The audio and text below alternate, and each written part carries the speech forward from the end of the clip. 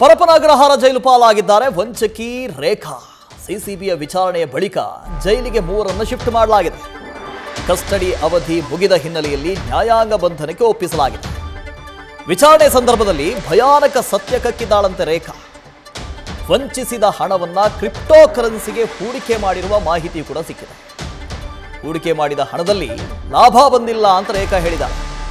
ಮೋಸ ಮಾಡಿದ ಹೌದು, ವಂಚನೆ ಮಾಡಿದ ಹೌದು, ಆ ದುಡ್ಡು ಎಲ್ಲೋಯ್ತು, ಆ ದುಡ್ಡನ್ನು ಕ್ರಿಪ್ಟೋ ಕರೆನ್ಸಿಯಲ್ಲಿ ಇನ್ವೆಸ್ಟ್ ಮಾಡಿದ್ರು ಅಂತ, ಆದರೆ ಅಲ್ಲಿಂದ ಲಾಭ ಬಂದಿಲ್ಲ. ಸದ್ಯ ಸಿಸಿಬಿಯಿಂದ ರೇಖಾ ಹೂಡಿಕೆಯ ಬಗ್ಗೆ ಪರಿಶೀಲನೆ ಆಗ್ತಾ ಇದೆ. ಲೂಟಿ ಹೊಡೆದ ಹಣ ಏನ್ ಮಾಡಿದ್ರಿ ಅಂತ ಕೇಳ್ತಾರೆ ಸಿಸಿಬಿ ಪ್ರಶ್ನೆ. ಅದಕ್ಕೆ ಕ್ರಿಪ್ಟೋ ಕರೆನ್ಸಿಯಲ್ಲಿ ಹೂಡಿಕೆ ಮಾಡಿದ್ದೀವಿ ನಾವು ಅಂತ ಉತ್ತರ ಬರುತ್ತೆ. ಬೇರೆ ಇನ್ನೇನಾದರೂ ಖರೀದಿ ಮಾಡಿದ್ರಾ?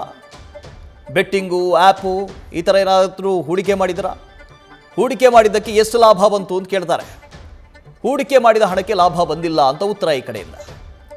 ಈಗ ನಿಮ್ಮ ಬಳಿ ಏನೆಲ್ಲ ಆಸ್ತಿ ಇದೆ? ಏನಾದರೂ ಆಸ್ತಿ ಖರೀದಿ ಮಾಡಿದಿರಾ ಆ ದುಡ್ಡಲ್ಲಿ? ಅದಕ್ಕೆ ಉತ್ತರ, ತನ್ನ ಬಳಿ ಈಗ ಯಾವ ಆಸ್ತಿಯೂ ಇಲ್ಲ, ಇಷ್ಟೇ ಉತ್ತರ. ವಂಚನೆ ಮಾಡಿರೋದು ಹೌದು.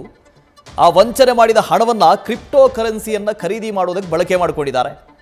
ಆದರೆ ಆ ಇನ್ವೆಸ್ಟ್ಮೆಂಟು ಬರೀ ಪೊಳ್ಳು, ಏನೂ ದುಡ್ಡು ಬಂದಿಲ್ಲ, ಲಾಭ ಬಂದಿಲ್ಲ. ಏನಾದರೂ ಖರೀದಿ ಮಾಡಿದ್ದೀರಾ? ಆಸ್ತಿ, ಮನೆ, ಕಾರು, ಐಷಾರಾಮಿ ಏನಾದರೂ? ಆಹಾ, ಅಂಥದ್ದೇನೂ ಮಾಡಿಲ್ಲ ಅನ್ನೋ ಉತ್ತರವನ್ನು ಕೊಟ್ಟಿದ್ದಾರಂತೆ ರೇಖಾ. ಯಾಕೆ ಕೇಳ್ತಾ ಇದ್ದಾರೆ ಅಂದರೆ ರಿಕವರಿ ಮಾಡ್ಕೊಳ್ಳೋದಕ್ಕೆ. ದುಡ್ಡು ತಿಂದಿದ್ದಾರಲ್ಲ, ಆ ದುಡ್ಡು ಎಲ್ಲಿ ಹೋಯಿತು ಅದನ್ನು ರಿಕವರಿ ಮಾಡ್ಕೊಳ್ಬೇಕಲ್ವಾ, ಅದಕ್ಕೋಸ್ಕರ ಈ ಪ್ರಶ್ನೆಗಳನ್ನು ಕೇಳಿದ್ದಾರೆ. ಆದರೆ ರಿಕವರಿ ಮಾಡ್ಕೊಳ್ಳುವಂಥ ದುಡ್ಡು ಉಳಿದಿಲ್ಲ ಅಂತ ಅನ್ಸುತ್ತೆ. ಆಕೆ ಉತ್ತರವನ್ನು ಗಮನಿಸಿದಾಗ ಇದ್ದು ಬಂದ ದುಡ್ಡನ್ನೆಲ್ಲ ಕ್ರಿಪ್ಟೋ ಕರೆನ್ಸಿಯಲ್ಲಿ ಇನ್ವೆಸ್ಟ್ ಮಾಡಿದಾರಂತೆ. ಅದರಿಂದ ನಷ್ಟ ಆಗಿದೆ ಅಂತ ಹೇಳ್ತಾ ಇದ್ದಾರೆ. ಜೊತೆಗೆ ಬೆಟ್ಟಿಂಗ್ ಆ್ಯಪ್ಗೂ ಕೂಡ ಹೂಡಿಕೆ ಮಾಡಿದ್ರಂತೆ. ಅದರಿಂದಲೂ ಲಾಭ ಏನು ಬಂದಿಲ್ಲ, ನಷ್ಟ ಆಗಿದೆ ಅಂಥೇಳಿ ಉತ್ತರ ಕೊಟ್ಟಿದ್ದಾರೆ. ಹಾಗಾಗಿ ಸಿಸಿಬಿಯ ವಿಚಾರಣೆ ಮುಗಿದಿದೆ.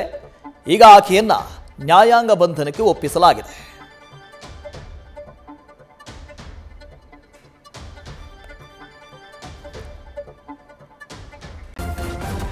ನ್ಯೂಸ್ ಫಸ್ಟ್, ನಿರ್ಭೀತಿಯಿಂದ ನಿಮ್ಮ ಪರವಾಗಿ.